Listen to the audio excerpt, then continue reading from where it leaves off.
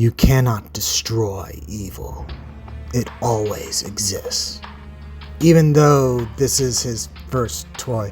Well, second if you include the Prime Master, and let's just get on with it. Hello everyone and welcome to Shelf Space. I'm your host, Roz13, and today we are looking at Age of the Primes Liege Maximo. Released in 2026, this leader class figure represents the mysterious member of the First 13, almost exactly as he was depicted in the final page of Transformers Generation 2. To say I was psyched for this figure is an understatement. You gotta understand, I was there when those comics were coming out and totally fell in love with them. And even though this guy was only seen in one page, his presence resonated throughout the comic and the franchise. So when Hasbro decided to make this version instead of the aligned one, I was super happy. And this robot mode looks the part so well. There's a few revisions here and there to make him a little bit more toyetic, but overall this feels like a great representation of how he was in the comics. Articulation and color are fantastic as well, as to be expected with a modern leader class toy.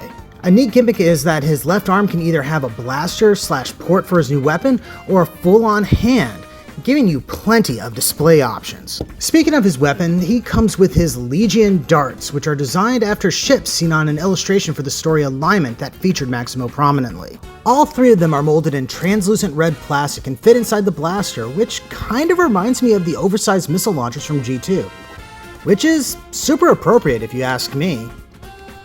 This blaster can fit in his hand or any other compatible 5mm port.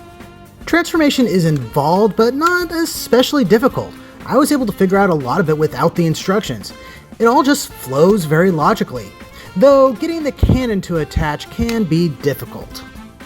Something that I find especially neat in this process is how it shows off so much of Maximo's, core is made out of tubes and wires, making him seem even more organic.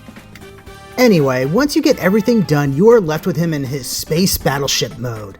This thing looks very organic and monstrous, which is appropriate if you ask me. And I love this thing. He carries over his imposing feel from robot mode. I especially like how the giant horns come off the back of the ship.